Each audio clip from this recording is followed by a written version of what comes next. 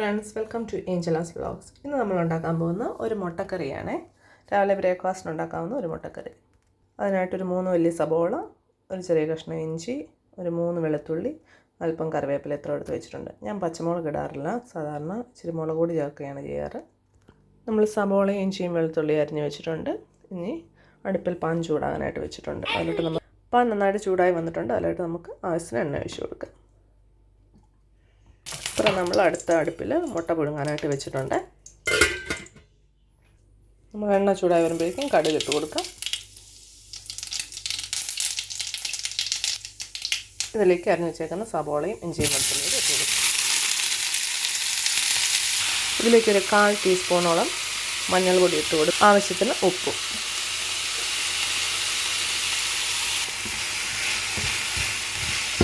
ഇതിനുശേഷം നമുക്കിതൊന്ന് നന്നായിട്ട് ഇളക്കി യോജിപ്പിക്കാം. നന്നായിട്ട് ഇളക്കിയതിന് ശേഷം നമുക്കിത് കുറച്ച് നേരത്തേക്ക് അടച്ച് വെച്ച് വേവിച്ചെടുക്കാം.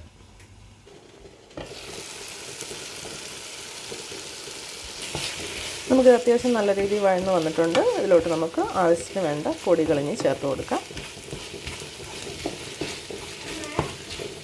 ഈ സമയം തന്നെ നമ്മുടെ കറിക്കുള്ള മുട്ട ഇവിടെ റെഡി ആവുന്നുണ്ട് കേട്ടോ. നമ്മുടെ ഇന്നത്തെ ബ്രേക്ക്ഫാസ്റ്റ് ഇടിയപ്പമാണ്, അതുകൊണ്ട് അതും ഇപ്പുറം തന്നെ റെഡി ആയിക്കൊണ്ടിരിക്കുകയാണ്.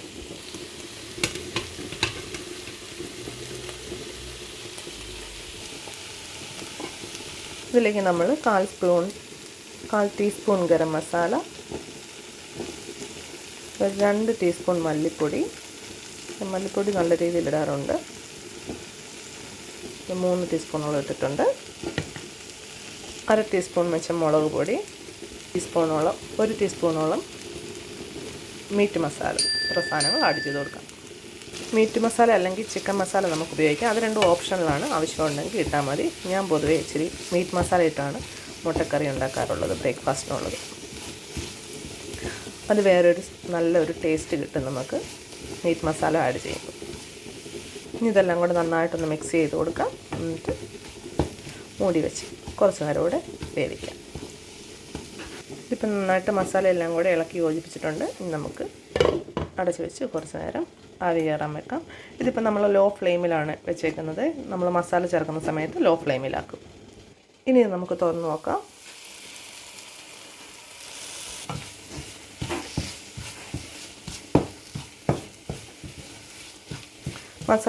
മസാല എല്ലാം നന്നായിട്ട് മൂത്ത് വന്നിട്ടുണ്ട് കേട്ടോ. നമുക്ക് അതിൻ്റെ ഒരു നല്ല മണം കിട്ടുന്നുണ്ട്. ഇനി ഇതിലേക്ക് ചൂടുവെള്ളം ഒഴിച്ചു കൊടുക്കാം.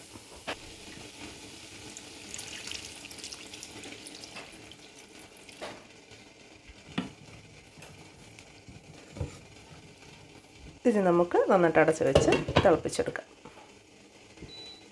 തിളച്ചതിന് ശേഷം ഉപ്പ് നോക്കിയിട്ട് ആവശ്യമുണ്ടെങ്കിൽ ഇട്ട് കൊടുക്കാം. നമ്മൾ മുട്ട പുഴുങ്ങിയത് റെഡി ആയിട്ടുണ്ട്. അത് ഞാൻ തണുത്ത വെള്ളത്തിലിട്ട് വെച്ചേക്കുവാണ്, തോട് പൊളിക്കാൻ എളുപ്പത്തിൽ. നമ്മുടെ കറി നന്നായിട്ട് തിളച്ച് വന്നിട്ടുണ്ട്. ഉപ്പ് നോക്കിയപ്പോൾ കറക്റ്റായിരുന്നേ. ഇനി ഇതിലേക്ക് അല്പം തേങ്ങാപ്പാൽ ഒഴിച്ചു കൊടുക്കാം. എൻ്റെ കയ്യിലുള്ളത് കോക്കനട്ട് പൗഡറാണ്. ഒരു 2 ടേബിൾ സ്പൂൺ കോക്കനട്ട് പൗഡർ ഇടുന്നുണ്ട്. ഇതിലേക്ക് അല്പം ചൂടുവെള്ളം ഒഴിച്ചു കൊടുക്കാം. എന്നിട്ട് കട്ടയില്ല, നമുക്ക് നന്നായിട്ട് ഇത് ഇളക്കിയെടുക്കാം. ഇപ്പം ഫ്ലെയിം കുറച്ച് വെച്ചേക്കുന്നത് നമുക്കിതിലോട്ട് തയ്യാറാക്കിയ തേങ്ങാപ്പാലൂടെ ഒഴിച്ചു കൊടുക്കാം. ഇത് നന്നായിട്ട് മിക്സ് ചെയ്തെടുക്കാം. നമ്മുടെ ഗ്രേവി റെഡി ആയിട്ടുണ്ട്. അതിലോട്ട് നമുക്ക് പുഴുങ്ങിയ മുട്ട ഇട്ട് കൊടുക്കാം.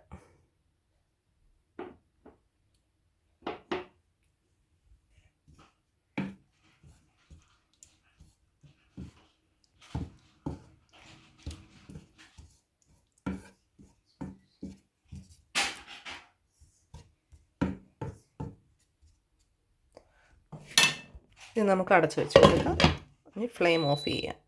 ഇത് ഇലക്ട്രിക് സ്റ്റൗ ആണ്, അതുകൊണ്ട് ഇത് കുറച്ച് നേരം ഇവിടെ ചൂട് നിൽക്കും. ആ ചൂടുള്ള സമയം കൊണ്ട് ഇത് സെറ്റായിക്കോളും. ഈ സമയത്ത് തന്നെ നമ്മുടെ ഇടിയപ്പം ഇവിടെ റെഡിയായി വന്നിട്ടുണ്ട്. നമ്മുടെ കറി ഇപ്പോൾ ഇവിടെ സെറ്റായിട്ടുണ്ട്. നമ്മുടെ കറി ഇവിടെ സെറ്റായി. ഇടിയപ്പത്തിനും അപ്പത്തിനും പുട്ടിനും ഒക്കെ ആയിട്ട് ഈ മുട്ടക്കറി നമുക്ക് ഉപയോഗിക്കാം. നല്ല ടേസ്റ്റുള്ള ഒരു കറിയാണിത്. ഇഷ്ടപ്പെട്ടെങ്കിൽ ട്രൈ ചെയ്ത് നോക്കാം. അപ്പം നെക്സ്റ്റ് വീഡിയോയിൽ കാണാം. ബൈ.